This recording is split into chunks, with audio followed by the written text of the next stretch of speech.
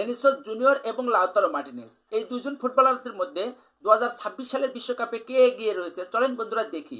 Vinicius junior এবং Lautaro Martinez এই দুজনই সেরা খেলোয়াড়। বর্তমানে তারা তাদের ফুটবল ক্যারিয়ারের সোনালী সময় পার করছে।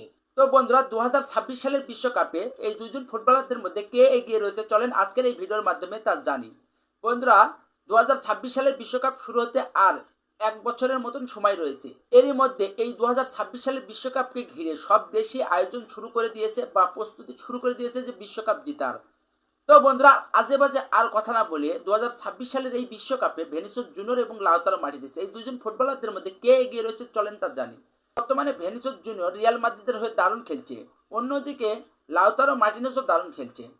এরই মধ্যে লাউতারো মার্টিনেজ দুইবার কোপা আমেরিকা জিতেছে, একবার ফাইনালিসিমা ট্রফি জিতেছে এবং বিশ্বকাপ জিতেছে একবার।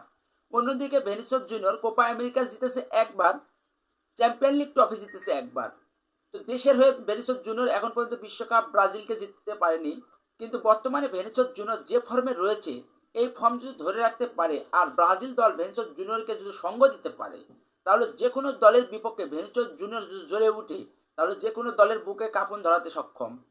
তো বন্ধুরা আপনারাই মূল্যবান কমেন্টটি করে যান যে 2026 সালের বিশ্বকাপে ভেনিসিয়াস জুনিয়র না লাউতারো মার্টিনেজ এই দুজন ফুটবলারদের মধ্যে কে এগিয়ে রয়েছে।